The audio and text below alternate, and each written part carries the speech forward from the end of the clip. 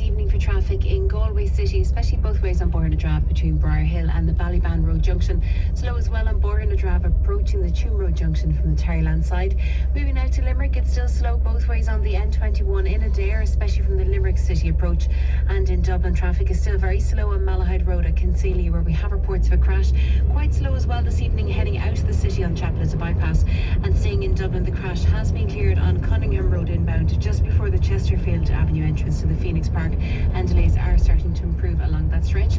Finally, in Cork, there are delays again this evening on the N25 eastbound as you head into Castlemartyr.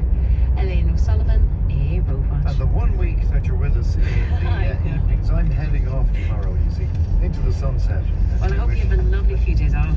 Well, thank you very much. I'm certainly looking forward to it. Mid-term break, isn't that it? Well, you'll be in the capable hands of Matthew Dyer. Is that right? Yeah. Well, listen, enjoy the week, and genuinely lovely to have you with us. Thanks, Lurgan. Sure, I'll chat to you again at some stage, I'm sure. Yeah, absolutely. I'm sure you will. Okay, thanks a million. Bye. All right, then. Elaine O'Sullivan at A Road Watch.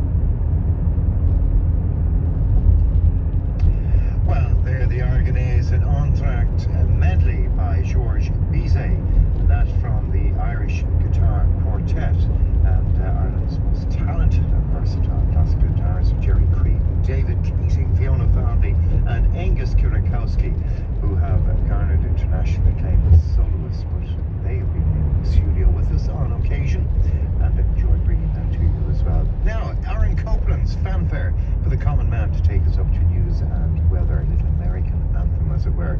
And nobody better to bring that to us than the Boston Pops Orchestra. Michael Tilson Thomas conducting Fanfare for the Common Man.